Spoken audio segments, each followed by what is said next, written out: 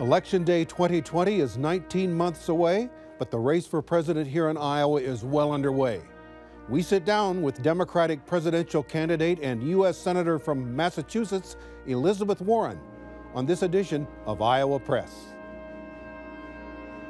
Funding for Iowa Press was provided by Friends, the Iowa Public Television Foundation, the Associated General Contractors of Iowa, the public's partner in building Iowa's highway, bridge, and municipal utility infrastructure. I'm a dad. I am a mom. I'm a kid. I'm a kid at heart. I'm a banker. I'm an Iowa banker. No matter who you are, there is an Iowa banker who is ready to help you get where you want to go. Iowa Bankers, allowing you to discover the genuine difference of Iowa banks.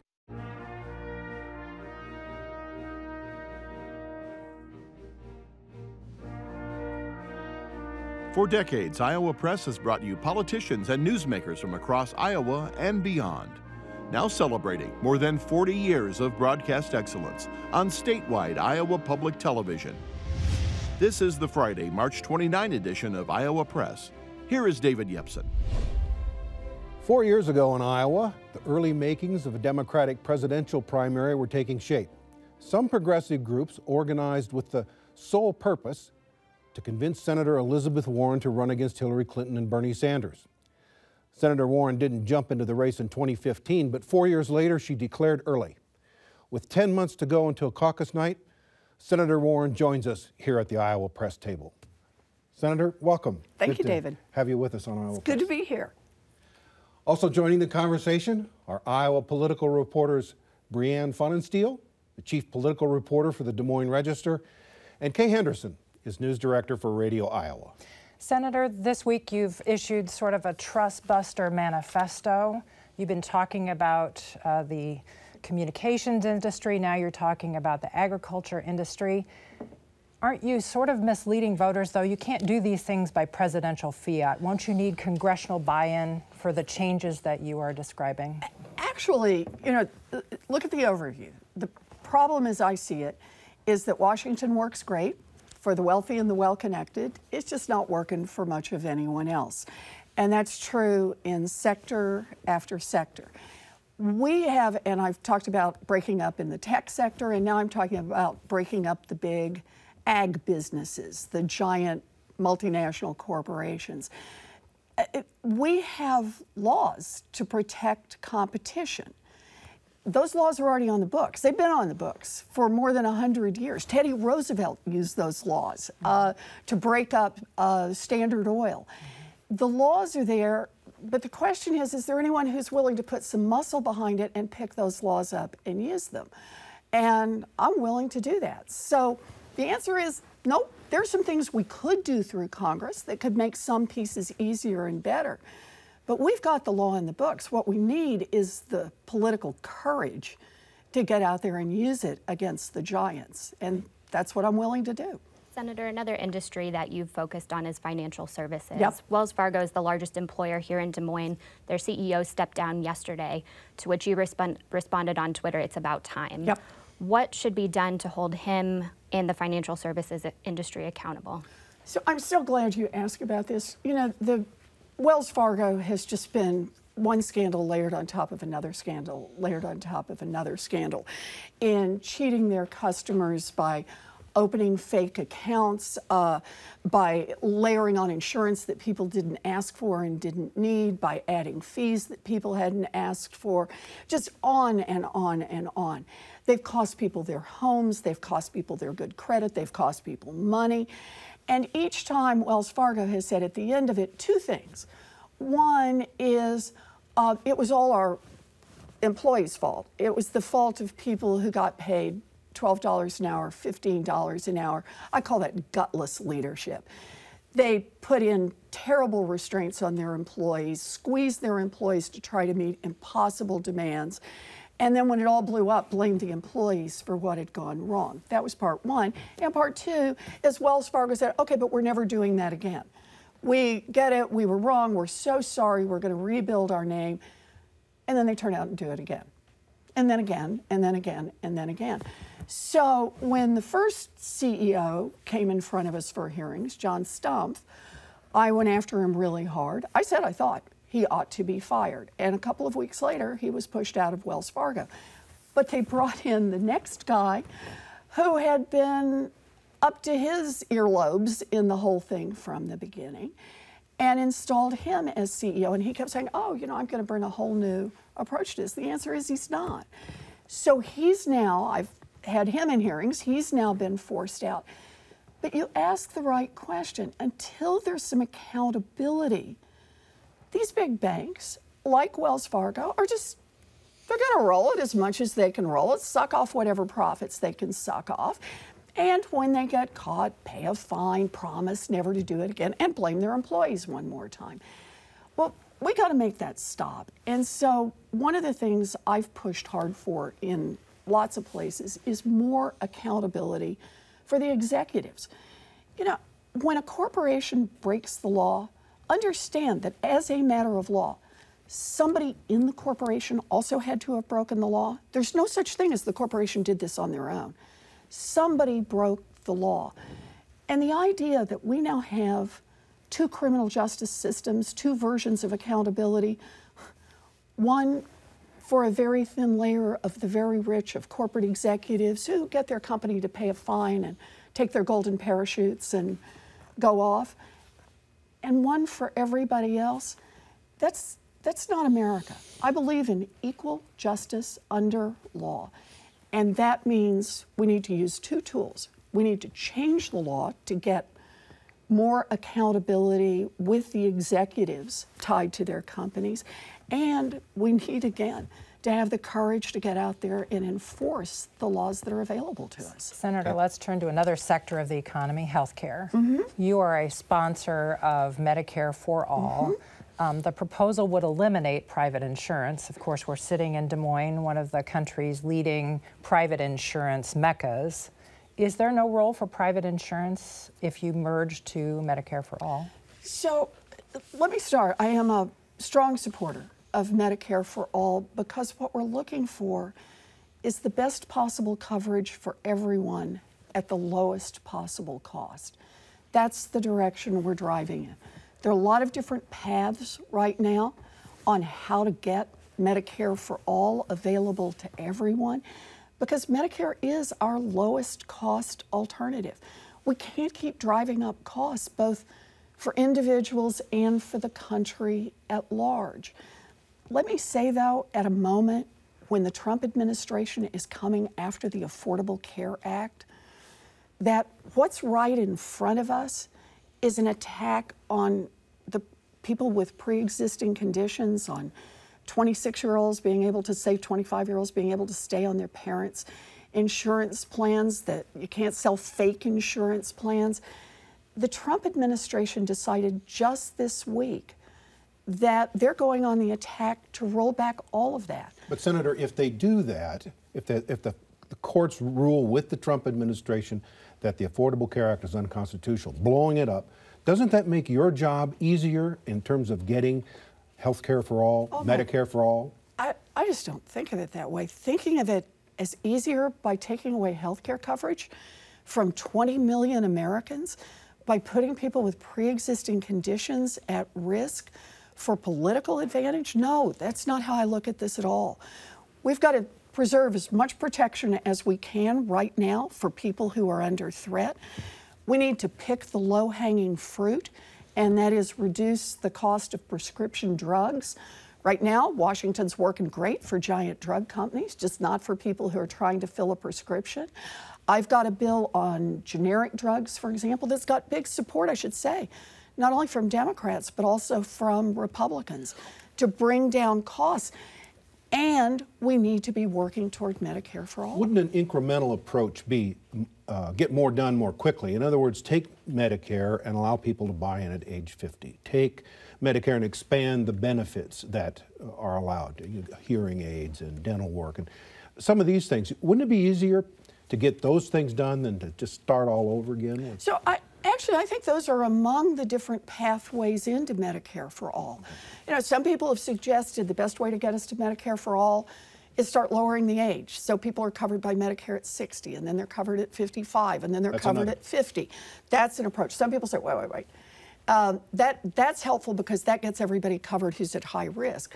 Others say start at 0 and cover everybody who's under 30, frankly, because it's not very expensive. Another option is to say let employers buy Medicare coverage. If they want to get out of the insurance business, let them buy Medicare coverage for all of their employees. Another is to say let employees buy Medicare coverage. There are multiple runways. None of the proposals just say we're going to flick a light switch and then it's all going to be done.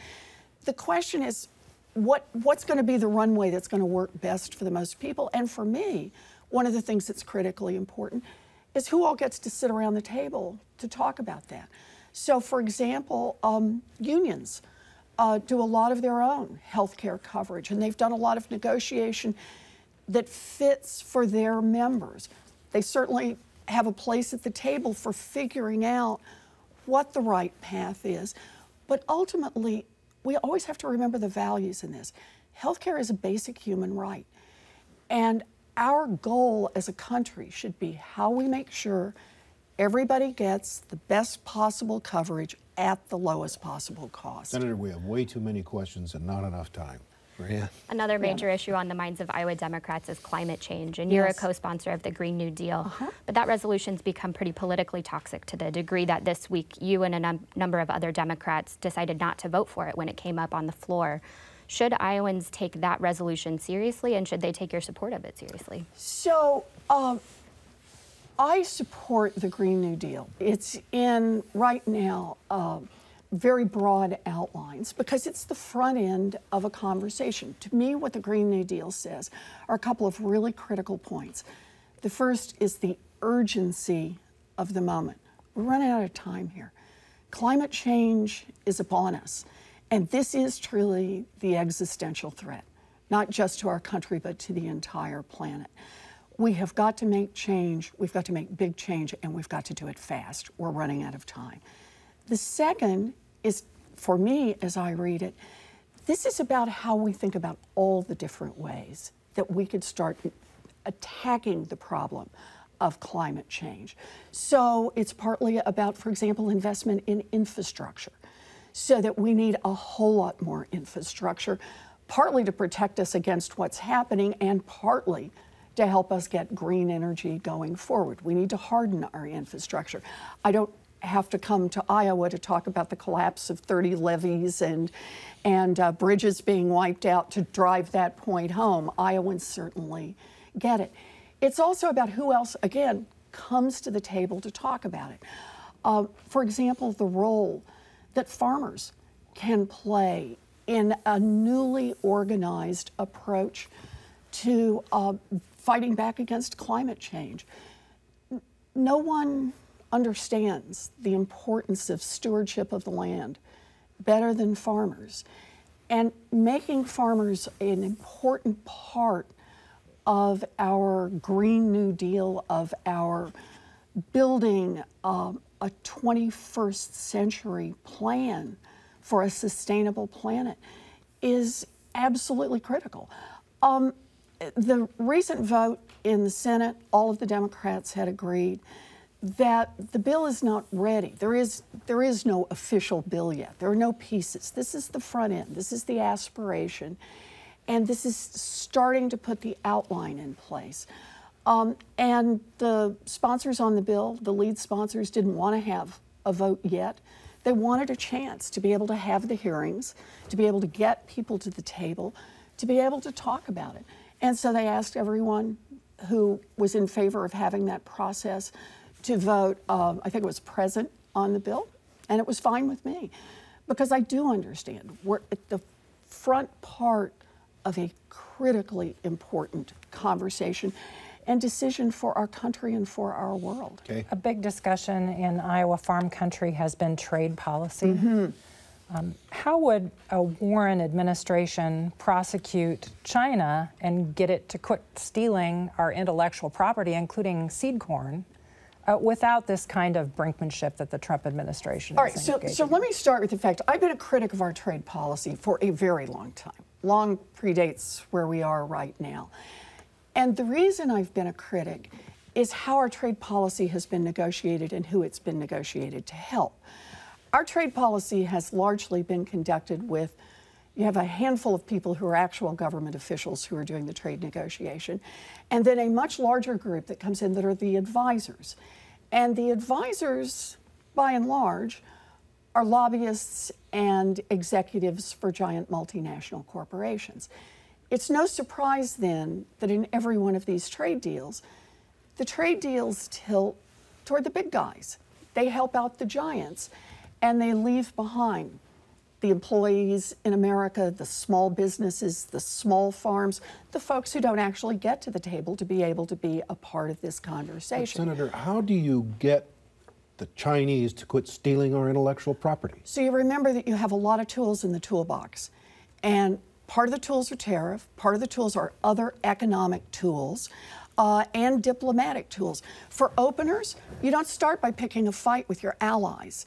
If you want to bring some pressure on China, you don't isolate yourself in the world. You get together with every other country. Frankly, they're not just stealing our intellectual property, they're stealing intellectual property in other places.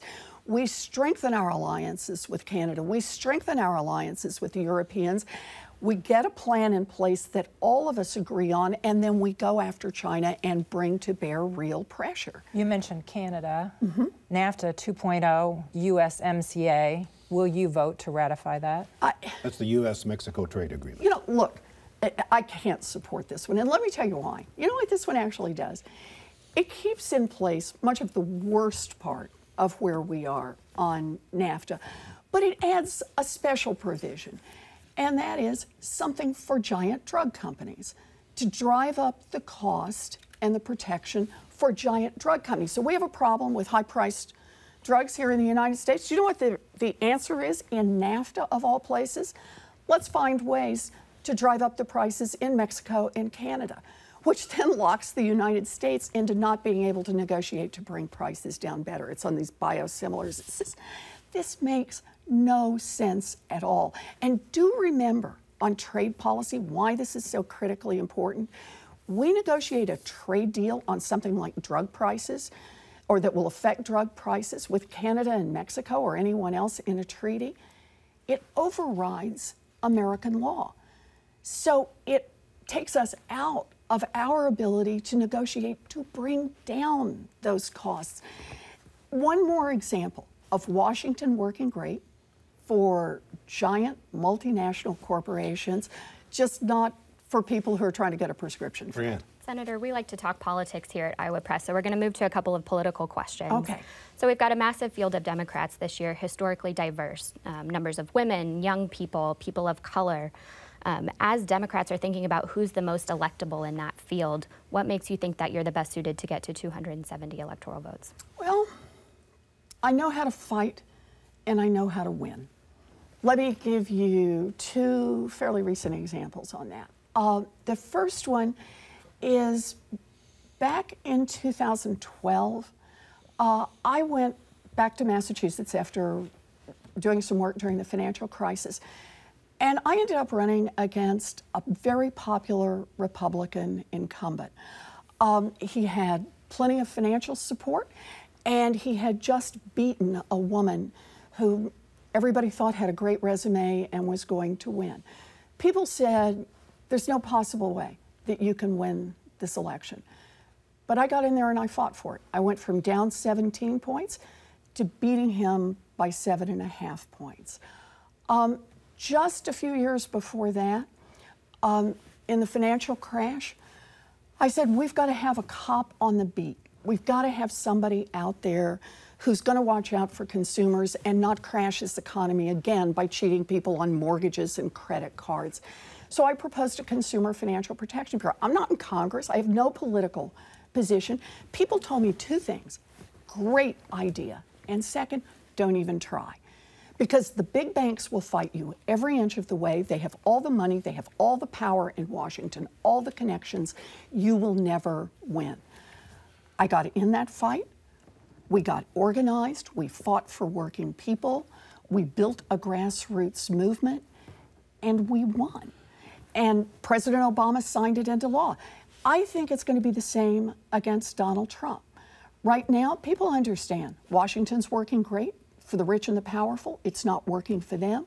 We're going to get organized. We're going to fight for working people. We're going to build a grassroots movement, and that's how I'm going to be the first woman elected president of the United States of America. Senator, go ahead. Speaking of the Electoral College, you've called for eliminating that. Yes. Wouldn't that hurt small states like Iowa? No, this is not about states. This is about voters. It makes every voter important, including voters in Iowa, including voters in Mississippi, including voters in Massachusetts and California. Wouldn't rural America just be overlooked?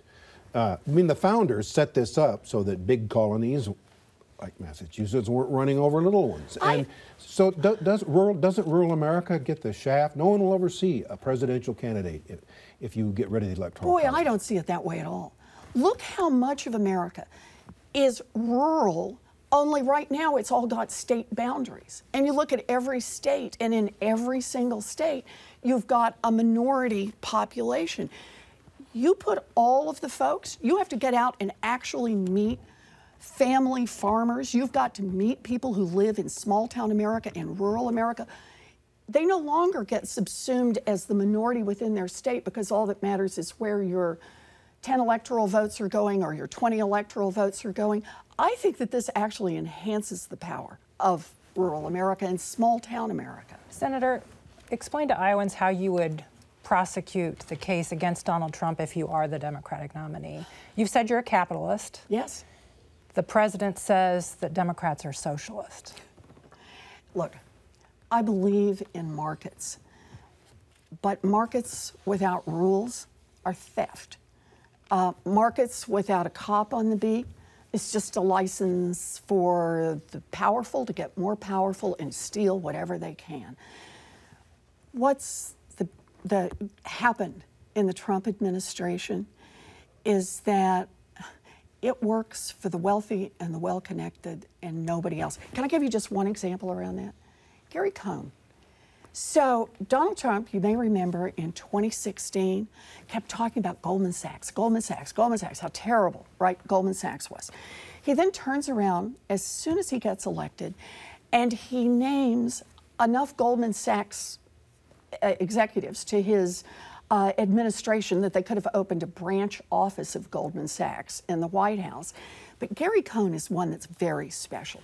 He's a major executive at Goldman Sachs. He is brought in to be an economic advisor to the president, and he has basically one job, and that is rewrite the tax laws, get through a change in the tax laws. So what does Goldman Sachs say to Gary Cohn as he leaves his Wall Street perch to go to Washington? They give him a little going away gift, more than $250 million. They didn't have to, they're not legally obligated, they give it to him. He then goes to the White House and he rams through Congress a tax bill that gives Goldman Sachs, in the first quarter, of $250 million in tax breaks, and then continues to be the gift that keeps on giving. Senator, that is corruption, plain and simple. And the case against Donald Trump starts with the word corruption, and that's where it goes. We've got just a couple minutes left, Brianne. Senator, we're nearing the end of the quarterly fundraising period, and so there's been some speculation because you've yet to release a lot of those numbers, as some of the other campaigns have, that you're falling behind in your fundraising numbers. And I know you've chosen not to focus on these private, high-dollar fundraisers, and you've acknowledged leaving some money on the table by doing that. But what will these reports show, and will they show strength or weakness from your campaign on that front? So I made a decision that I didn't want to launch a presidential campaign by spending a huge amount of time with millionaires, with corporate executives, trying to get big dollar donations so that sometime near the end of the campaign I could run a bunch of TV ads. I decided from the beginning that the kind of campaign I wanted to run is exactly the kind I've run here in Iowa. And that is, I want to show up. I want to meet people face to face. I want to talk about the issues, talk about what I'm fighting for, and talk about with people in Iowa what matters to them. And that's exactly what I've done. I've left millions of dollars on the table by not doing the big dollar fundraisers.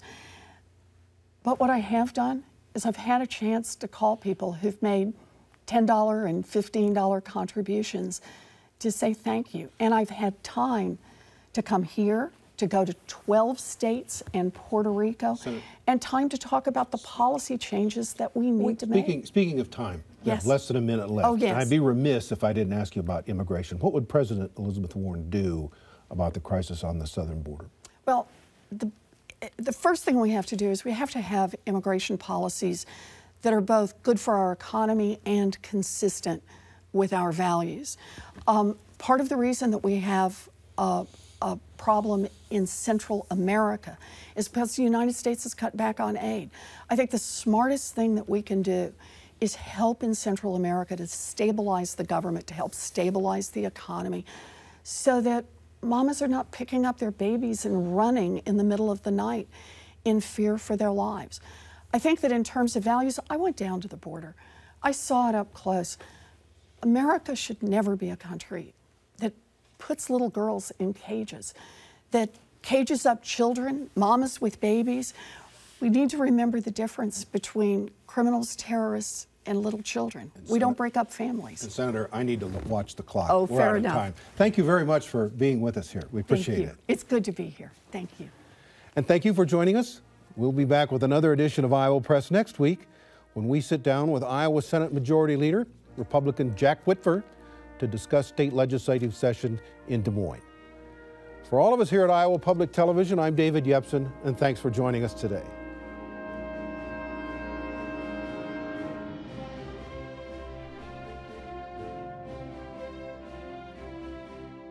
Funding for Iowa Press was provided by Friends, the Iowa Public Television Foundation, the Associated General Contractors of Iowa, the public's partner in building Iowa's highway, bridge, and municipal utility infrastructure.